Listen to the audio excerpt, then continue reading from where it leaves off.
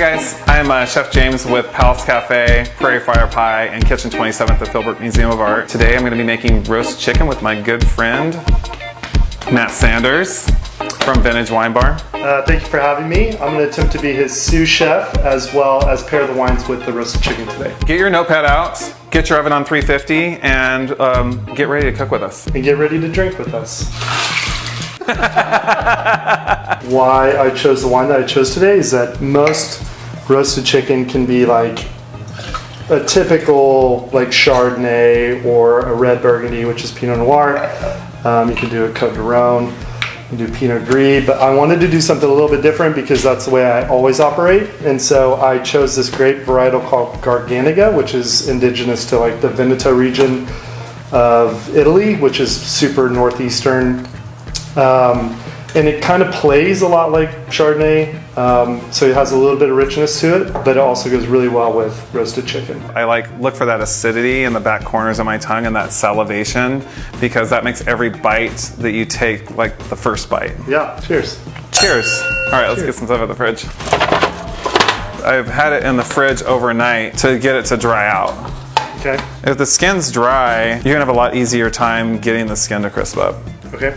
So That's how it gets crispy, is it drying out? It helps. My wife Brooke brined this chicken for me. A mixture of salt and sugar and some water, and then poked it with a fork, and then put it in the fridge. I kind of go for it when I'm in the kitchen, so I'm just going to be a little bit aggressive, but the first thing I do is just cut it into quarters, and then that gives me some things to work with, and then I can go through and get these to the size I want. All you want is a consistent size, so if this is the size you prefer, then make sure they're all that size. If this is the size you prefer, make sure they're all this size. See these brown parts? Like, we don't want to use that. That's like not good. But it doesn't mean that the whole cauliflower is bad. It's not, but it's definitely needs to be used, so that's why I pulled it out. We're gonna liberally cut off anything that's brown, go deep on it. Okay. And then what we'll do is give the cauliflower a quick rinse to make sure that we've gotten ahead of it. Can you peel these for me, sous chef? Okay, so let's peel the potato, the onion, and half the carrot, all the carrots. Perfect. And then I'm gonna start getting stuff ready to stuff inside the chicken. So I need celery, carrots, and onions to stuff inside the cavity. This is an aromatic and also keeps the moisture content up on the chicken. Because we salt brined and because we have celery, carrots, and onions in the middle, the normal cooking temperature for chicken is 165, but we can push that. Okay. Push it to like 180.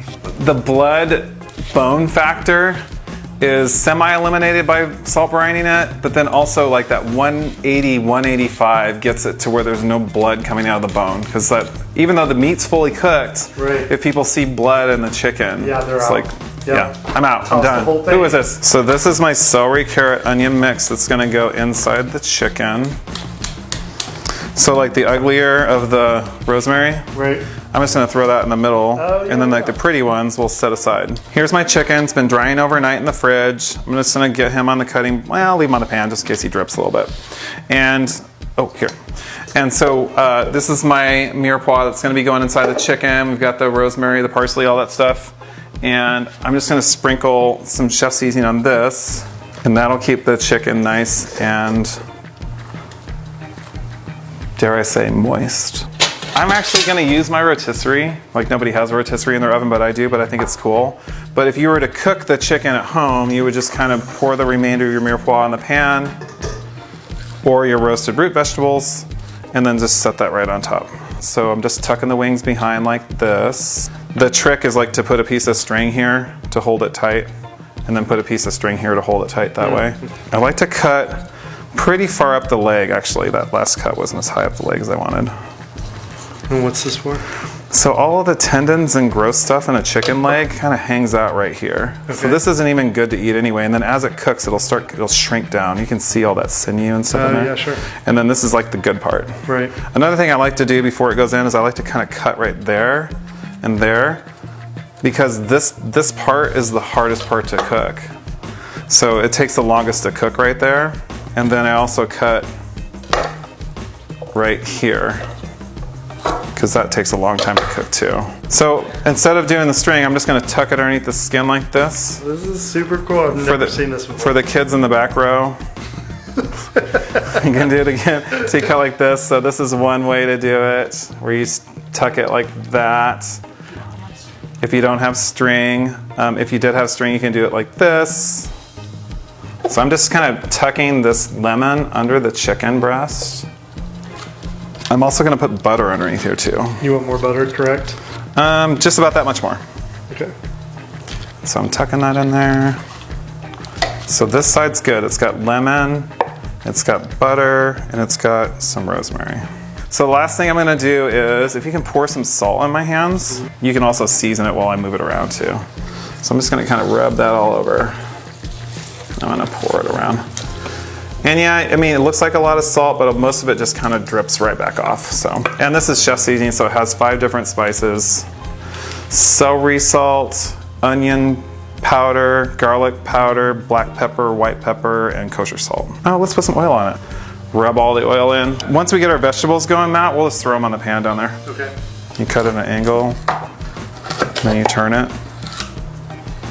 Oh no! You turn like that, so you cut against it. So it doesn't roll all over the place? No. Why would you do that?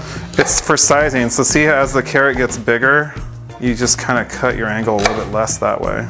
You're just trying to get it the same size. If it's not the same size, it won't cook the same time. You'll have burnt bits of things in there. So a lot of olive oil. Yes, a lot of olive oil. Those guys are ready. Let's dump them in the oven without burning ourselves. See, it's already kind of sizzling in there. It smells good too.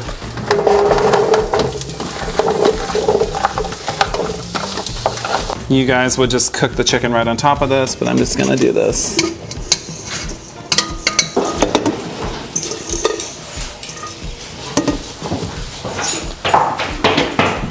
I'm gonna set the timer for 45 minutes. So the last part, I think we'll make like a little mustard vinaigrette with a relish. Okay. So take these olives and like just kind of smash them and get the pits out. Okay. We got some raisins here. We'll do some rough chop parsley. Oh man, skills. Skills to pay the bills. It's always about consistency with me, so when you look at it, you don't see something bigger or smaller than the previous. So I'm gonna make a vinaigrette, and while I'm stirring, just drizzle some olive oil in there. It's super spicy horseradish mustard. See how it just picks up that olive oil and stays emulsified? So it's a mustard, it's like a hearty, olive relishy mustard vinaigrette-y. Can we try it? Can we pinky it again? Ooh, let's grab a spoon, like we'll try a little bit of the relish. I like it. There you go. So our chicken's done.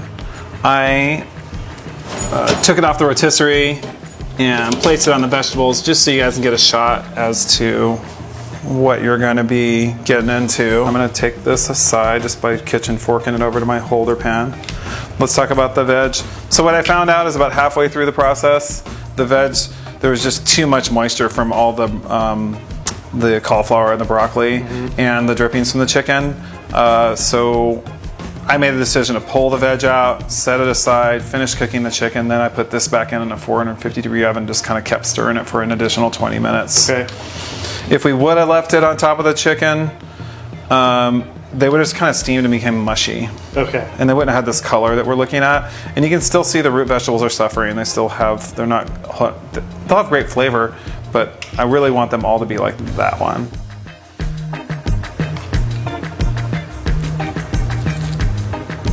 The hardest part's keeping the skin on.